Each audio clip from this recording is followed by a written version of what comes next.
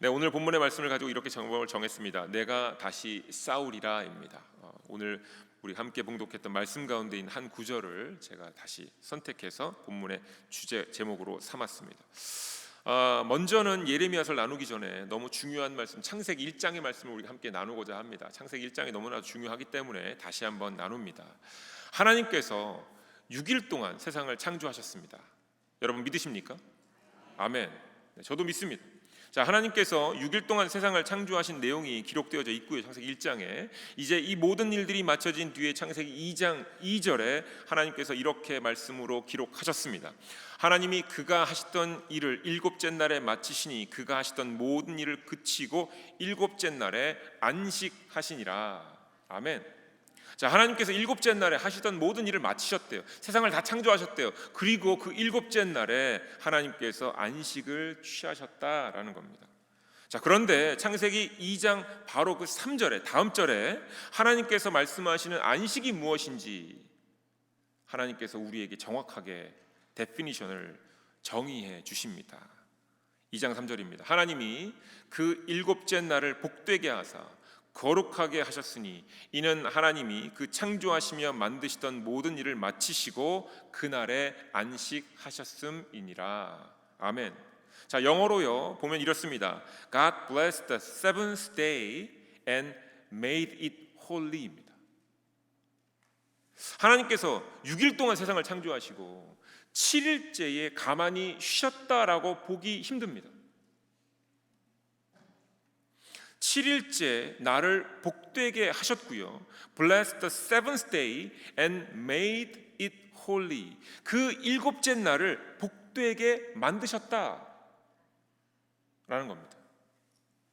자, 그 한 날이에요. 그 일곱째 날을 하나님께서 축복하시고는 그 한 날을 구별된 날로 만드신 것이 하나님께서 안식하시던 날에 행하신 사역입니다.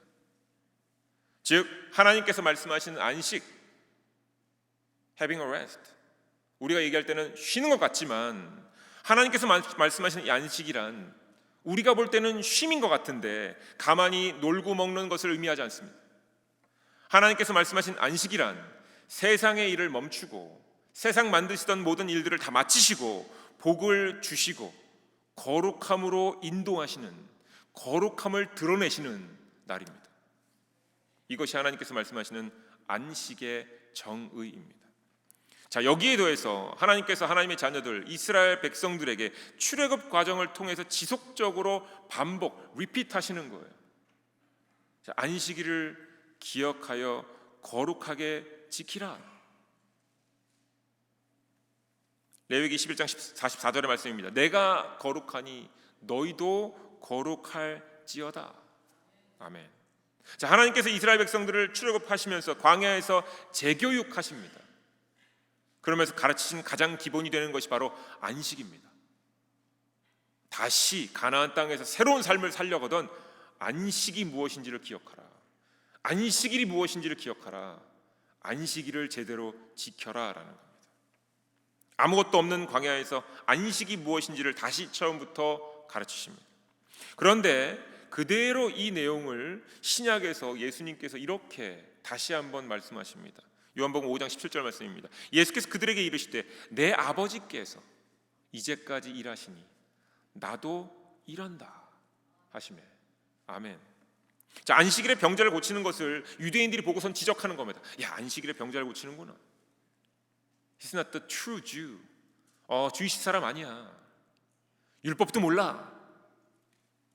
그가 병고침을 받더니 안식일에 지켜 율법을 몰라. 그렇다면 그 능력은 하나님께로부터 나온 게 아닐걸? 이렇게 질타하는 겁니다. 그랬더니 하나님께서 이 일을 통해 예수님의 입술로 고백하게 하신 것은 하나님이 일하신다라는 것. 하나님께서 지금까지 일하시니 예수님도 안식일에 일한다라는 것을 정확하게 드러내셨습니다. 즉 하나님은 쉬지 않으신다라는 겁니다. 우리는 안식이라는 단어를 쓰지만, rest라는 단어를 쓰지만 하나님의 사전에는 rest가 take a rest, take a break 아니라는 거예요. 가스트 딕셔너리에는 rest라는 단어는 working이라는 단어하고 같은 단어이라는 겁니다. 하나님께서 6일 동안 세상을 창조하신 뒤에 누가 일곱째 날 하나님 아무것도 안 하고 쉬신다고 했습니까? 여러분, 누가 그렇게 하셨어요? 아니, 창세기에 이미 벌써 이렇게 나와 있는데 하나님은 일하신다니까요. 예수님께서 하나님은 지금도 일하신다 라고 하셨습니다. 하나님께서 6일 동안 세상을 창조하시고 그 다음 날부터 안식을 취하셨습니다. 일곱째 날만 안식을 취하시는 것이 아니라 일곱째 날 이후로 지금까지 안식을 취하시는 겁니다. 하나님께서 6일 동안 일을 하시고 세상을 완벽하게 창조하셨잖아요. 그리고 7일째부터 안식을 하셨는데 그 7일째부터 오늘 지금까지 안식하시는 겁니다. 하나님께서 세상을 창조하신 7일 이후에 지금까지 아무것도 하지 않으셨다라는 의미가 아닌 것을 이제 아셨습니다. 세상을 창조하신 7일째부터 지금까지, 바로 오늘 이 순간까지 매일매일을 복되고 거룩한 날로 만드시고자 하나님은 절대로 쉬지 않으십니다. 하나님 혼자서 매일을 거룩한 날로 만드시고자 일하시는 겁니까? 하나님 혼자 일하시는 겁니까? 지금? 아니지요. 하나님의 형상으로 창조된 사람들에게 하나님께서 끊임없이 다시 말씀하시잖아요. 광야에서 재교육시키셨잖아요. 내가 거룩하니 너희도 거룩해라. 안식일을 거룩하게 지키라. 하나님께서 하신 말씀의 의미가 6일간만 세상에서 일하다가 일곱째 날만 거룩하게 노력하라 이 말씀 아니지요. 1일부터 6일까지 땀 흘리며 땅을 일구고 밭을 일구고 산고의 고통을 통해서 인간이 경험해야 될 것은 우리가 죄인이고 그럼에도 불구하고 하나님께서 오늘 우리에게 은혜를 주신다라는 것을 경험하는 6일이고 마지막 안식일을 제대로 지키는 겁니다. 원래는 매일매일 지켜야 되는 거지만 우리가 죄를 져서 에덴 동산 바깥으로 쫓겨났기 때문에 6일 동안은 땀을 흘리며 우리의 연약함을 고백하고 하나님께서 내려주신 은혜를 감사하고 마지막 7일째에 다시금 새로운 날이 시작하면서 하나님 안식일을 거룩하게 복되게 만들어 주신 것 감사합니다 하며 회복하는 겁니다. 하나님께서 세상을 창조하신 뒤에 쉬지도 않고 지금까지 매일 복되고 거룩한 날로 만들고 계신데 7일째만 거룩한 삶을 산다는 것 자체는 맞지 않는 의미입니다.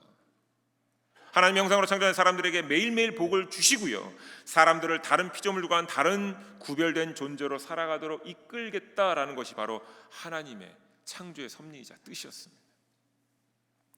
제가 이제 이와 같은 말씀을 가지고 예전에 섬기던 어느 분께 이렇게 말씀을 드렸어요. 안식일을 거룩히 지켜야 합니다. 이렇게. 뿐만 아니라 안식일은 평소에 하고 싶었으나 하지 못했던 일을 하는 엑스트라 데이, 빨간 날 아닙니다 라고 말씀을 드렸습니다. 그랬더니 제게 이렇게 말씀하시는 겁니다. 목사님, 매일매일이 안식일입니다. 틀린 얘기 아니죠. 그러니 주일에만 더 특별히 교회에서 봉사하고 교제하는 것을 강요하시거나 권유하지는 마세요.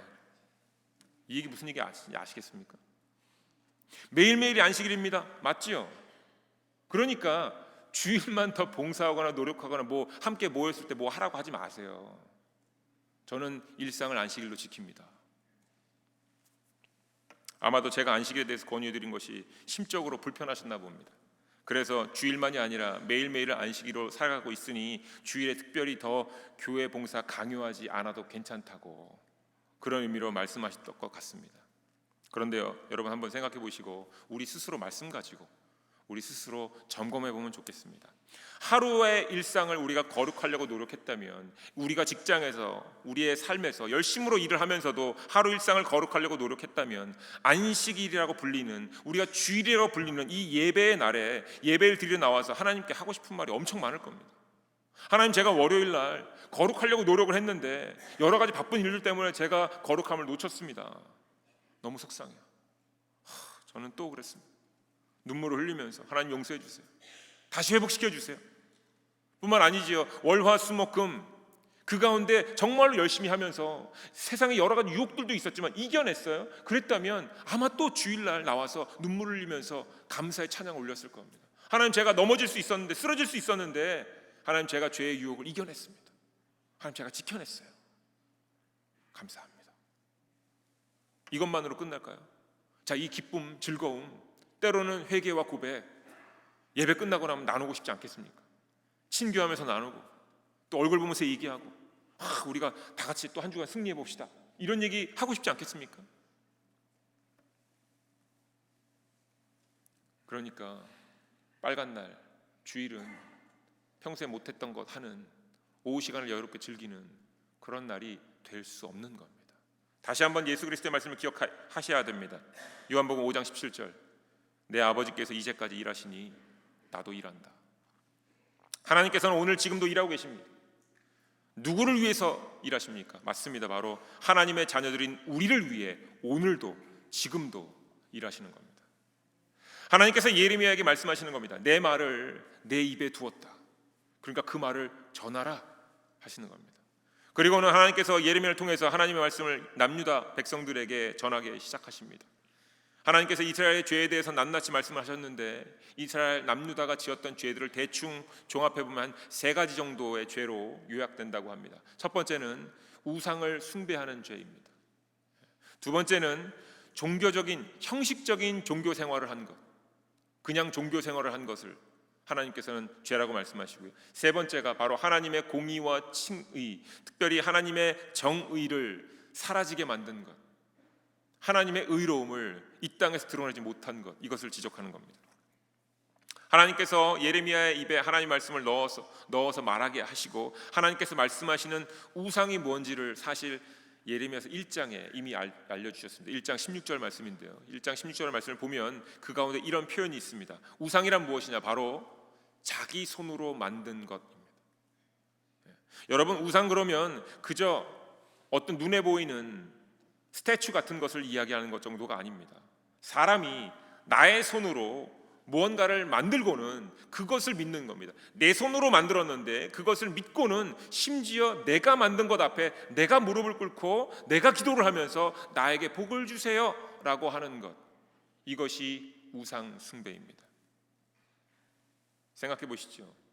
내가 뭔가를 만들면 내 생각이잖아요. 이렇게 한번 만들어 볼까? 이렇게 만들면 좀 더 이쁘겠지? 이렇게 만들면 조금 더 멋있어 보이겠지? 이렇게 하면 아마 더 거룩해 보일 거야. 내 생각을 막 집어넣어서 만들잖아요.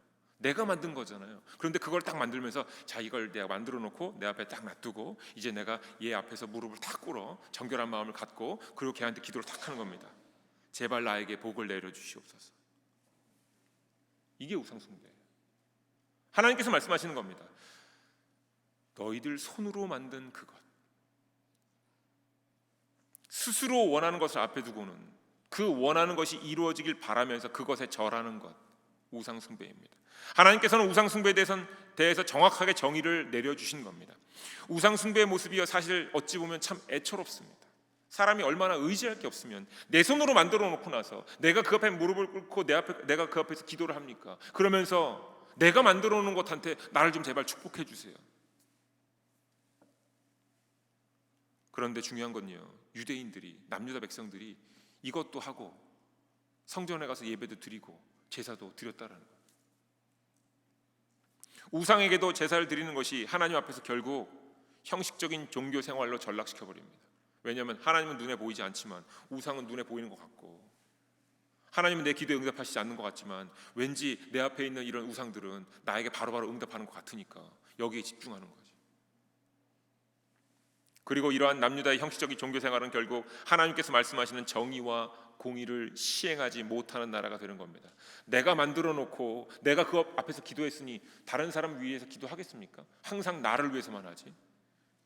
나를 위해서 하나 더 만들고 또 하나 만들고 또 하나 만들고 계속 이러는 거지. 그래서 하나님께서 이제 남유다를 벌하실 것을 예레미야를 통해서 선포하십니다. 그런데 이러한 말씀을 예레미야를 통해서 선포하게 하시면서 하나님께서 오늘 본문에서 이렇게 말씀하시는 겁니다. 예레미야서 2장 9절 말씀입니다. 그러므로 내가 다시 싸우고 너희 자손들과도 싸우리라, 여호와의 말씀이니라. 자, 하나님께서요 이스라엘 백성과 싸우시겠대요. 도저히 안 되겠다, 내가 이제 그들과 싸우리라. 그런데 여기서 이 싸우겠다라는 단어가 히브리어로 리브라는 단어입니다. 그런데 이 단어의 의미가 뭐냐면요, 말싸움하다, 말다툼하다입니다. 하나님께서 이스라엘 백성들과 논쟁을 하시면서 다투시겠다라는 거예요. 전능하신 하나님께서 이스라엘 백성들과 논쟁을 하시겠다라는 거에 참으로 좀 이해가 좀 안 됩니다. 그런데 하나님이 이 방법을 선택하시겠다 그러는 거예요. 죄를 지은 이들에게 사람의 매와 인생의 채찍을 주셨어요. 그걸로 말미암아 죄를 깨닫게 인도해 주셨는데 그들이 여전히 죄를 깨닫지 못하고 우상을 만들고는 하나님과 멀어집니다. 그럼에도 불구하고 하나님께서는 그들에게 은혜를 거둬들이지 않으시겠다는 약속을 지키시는 겁니다. 그러면서 하나님께서 그들을 이제 다시 새롭게 싸우는 방법으로 선택하신 것이 바로 그들과 말다툼을 하시겠다는 거예요. 하나님께서 유다의 백성들을 심판하시는데 그 방법이 바로 말씀으로 싸우시겠다라는 것. 전능하신 하나님께서 심판을 딱 내려서 당장이라도 죄를 묻고는 영원한 불 속에 던져버리면 그만일 것 같은데 하나님께서 그렇게 안 하신다는 것. 그러면서 이제부터 내가 너희들과 논쟁을 좀 할 거야 이렇게 얘기하십니다.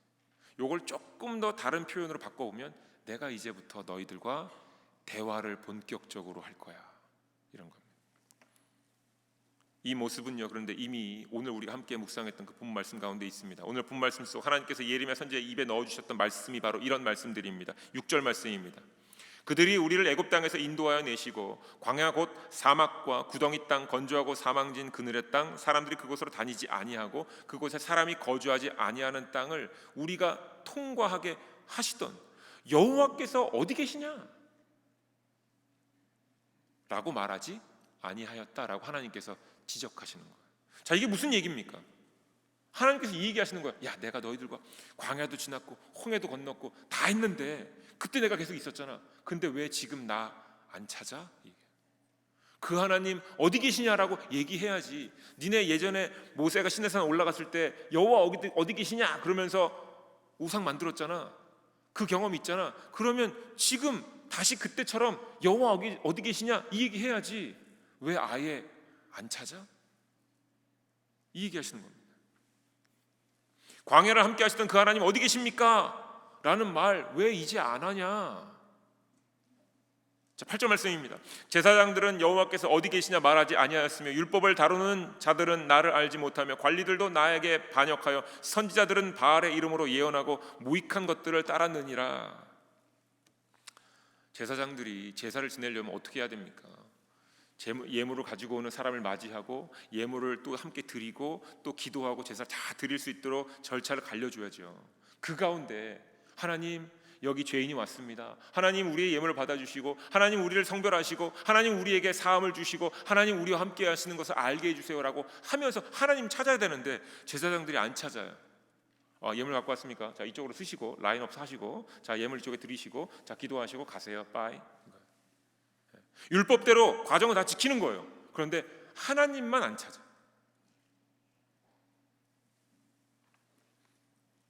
제사를 섬기면서 백성들을 섬기면서 삶의 순간순간마다 생각나는 모든 질문들을 하나님 앞에 갖고 와서 찾고 구하고 하나님께 물어야 되는데 하나님을 찾지 않으니 묻지도 않고 아무것도 안 하는 겁니다. 율법을 주신 이유가 뭡니까? 율법대로 율법만 지키면 천국 간다? 율법만 지키면 구원받는다가 아니지요. 율법을 통하여서 그 말씀 안에 담겨져 있는 하나님의 뜻을 헤아리고 하나님의 뜻으로 이 세상을 다스려보고 다스려지지 않는 것은 다시 하나님께 찾아가서 하나님 안 되는데요, 하나님 지혜 주셔야 되는데요, 하나님 나 인도해 주셔야 되는데요, 이 얘기를 해야 되는데 율법대로 지켜 끝. 나는 잘 될 거야. 우상처럼 하나님을 만나고 있는 거죠.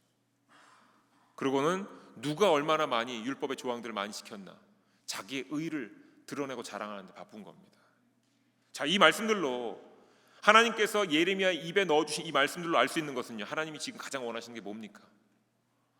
나 너희들과 대화하고 싶어. 나 너희들의 질문 받고 싶어. 너희들이 묻는 거 내가 알려주고 싶은데 안 찾아오네.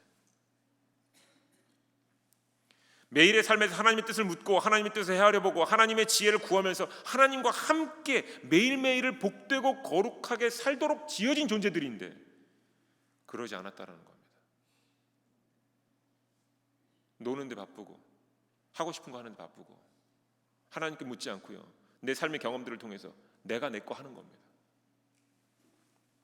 자, 이러한 대화의 단절로 인해서 생겨난 결과가 바로 우상 숭배라는 것임을 드러내는 겁니다. 다시 말씀드립니다.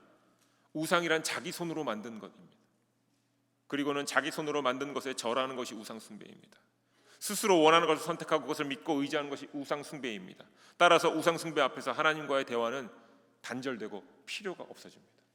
자, 그런데 another example, 여러분 나름대로 여러분 삶에서 여러 가지 경험들을 통해서 경험, experience가 있으시죠. 여러분 educated person, experienced person. 우리가 경험이 많아지고 교육을 많이 받으면 하나님께 묻지 않고 하는 일들이 엄청 많아지기 시작합니다. 하나님께 묻지 않아요. 내가 이미 알고 있는 거니까. 내가 여러 번 해봤으니까. 성공도 해봤으니까. 실패도 해봤으니까. 이제 내가 하나님께 묻지 않아도 이런 어느 정도 것들은 내가 다 알아서 합니다. 그때 하나님이 물으시는 거예요. 왜 나 찾지 않니? 왜 너의 경험에 의지하니? 왜 너의 능력 같아 보이는 네 거라고 생각하는 그 능력에 의지하니?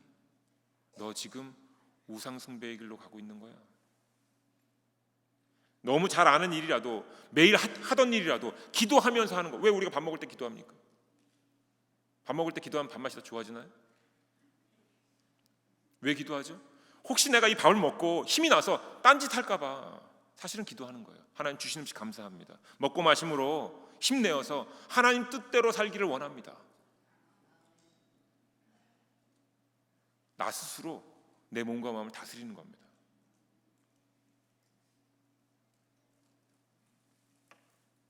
하나님께서는 이러한 남유다 백성들이 죄를 깨닫게 하시려고 내가 다시 싸우고 너희 자손들과도 싸우리라 이렇게 말씀하십니다.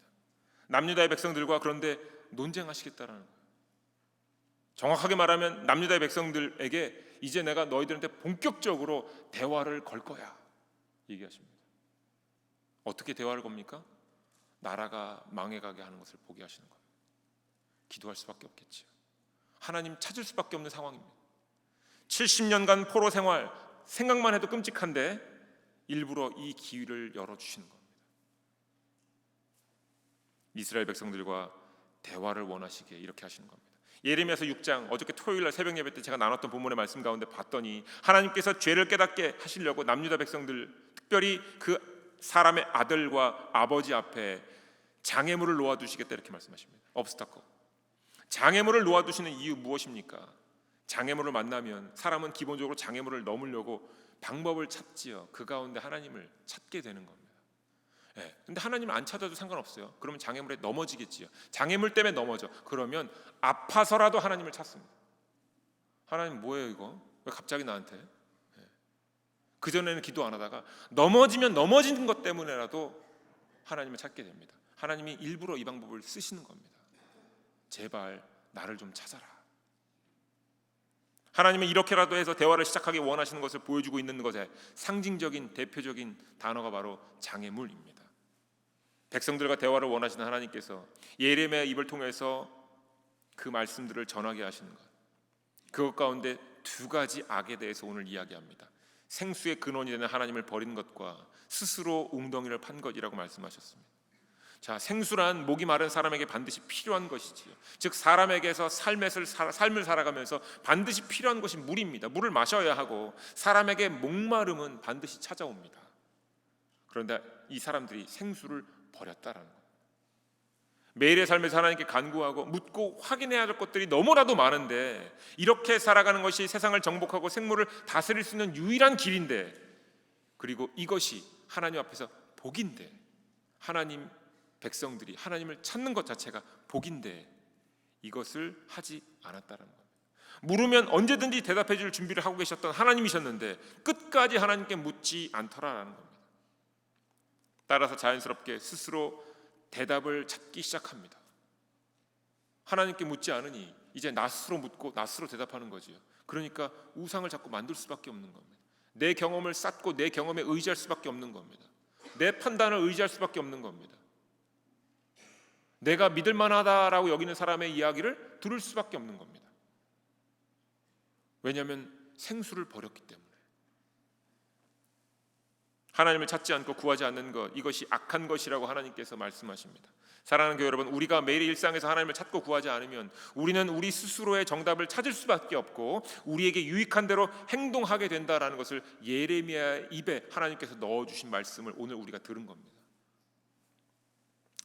성경은 이것이 우상숭배가 되고 이것이 형식적인 종교 생활로 연결되고 이렇게 종교 생활로 형식적으로 모든 것들이 바뀌고 나면 결국 하나님의 공의와 정의는 실천하지 않는 사람이 되어서 다른 동물들과 다르지 않는, 혹은 다른 동물들보다도 더 못한 존재로 전락해버린다, 이렇게 말하는 겁니다. 그래서 하나님께서 이거를 그냥 놔두지 못하시고 다시 백성들과 싸우시겠다 하는 겁니다. 어떻게요? 기억하십시오. 앞으로 말다툼 하시겠다는 거예요. 말싸움 하시겠다는 겁니다. 물으시겠다라는 겁니다. 그리고 물을 수밖에 없는 환경을 주시겠다라는 겁니다. 그럼으로써 다시 하나님과 본격적으로 대화를 시작하게 만드시겠다라는 겁니다.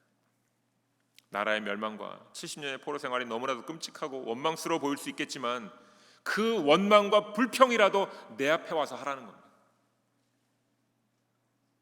그들의 탄식을 통해서 하나님을 찾고 구하게 하시며 하나님과 대화를 다시 할 수 있도록 그들의 입을 강제로 열게 하겠다라는 겁니다. 하나님께서 그들을 버리시지 않기 때문에 이렇게 하시는 겁니다. 강제로라도 입을 열게 하겠다. 입을 열 상황으로 너희를 인도하겠다. 그때 마음껏 내 앞에서 쏟아내 보아라. 하나님께서 우리에게 원하시는 것이 무엇인지 오늘 본 말씀으로 헤아렸을 줄 믿습니다. 하나님은 우리와 대화를 원하십니다. 이것이 하나님께서 가장 원하시는 것입니다. 하나님께서는 우리와 매일 대화를 하기를 원하시고 이를 통해서 우리를 복되고 거룩한 그 하루하루를 살아가는 귀한 존재가 되기를 원하십니다. 하나님의 심판, 그리고 눈에 보이는 어떤 상황, 극단적인 상황에만 집중하지 마십시오. 하나님께서 원하시는 것은요, 하나님의 형상으로 창조된 사람들이 입을 열어서 하나님을 찾고 구하고 하나님과 대화하는 것을 원하십니다. 그 대화를 하시고자 예레미야의 입술을 사용하시는 겁니다. 예레미야를 통해서 사람들과 대화하시는 하나님의 마음을 오늘 우리는 헤아려야 할 것입니다. 자, 오늘 본문의 말씀을 다시금 깊이 묵상하시면서 우리의 일상 가운데 여러분 하나님께 묻지 않고 행했던 모든 행동은 멈추십시오. 우리가 밥 먹을 때도 기도한다면, 운전하기 전에도 기도한다면, 사람 친구들 만나기 전에도 기도해야 되고, 오늘 하루 일과가 시작될 때 일과에 어떤 것들이 있는 줄 알지만 그걸 놓고 먼저 기도해야 되지 않겠습니까? 하나님, 똑같은 일이지만 다른 특별한 스킬이 필요할 것 같지 않지만 하나님, 너무 궁금합니다. 오늘 이 일을 통해 저에게 어떻게 복되고 거룩한 존재가 되게 하실 겁니까? 하나님, 저 오늘 뭐 주실 거예요? 제가 이렇게 하나님께 기도하는데 하나님 저한테 뭐라고 말씀해 주실 겁니까? 그거 해야 되지 않겠습니까? 그러면 분명히 하나님께서 오늘을 복되고 거룩한 존재로 다시금 입혀주시고 인도해 주시고 축복해 주실 줄 믿습니다. 하나님께서는 우리 한 명 한 명과 대화하기를 원하십니다. 그리고 그 대화 가운데 하나님의 복의 의미를 온전히 알게 하시고 하나님의 거룩함을 입도록 인도하시기를 원하십니다. 우리 하나님은요, 오늘도 지금도 쉬지 않고 일하십니다. 세상을 창조한 뒤에 그 7일째부터 지금까지 한 번도 쉬신 적이 없습니다.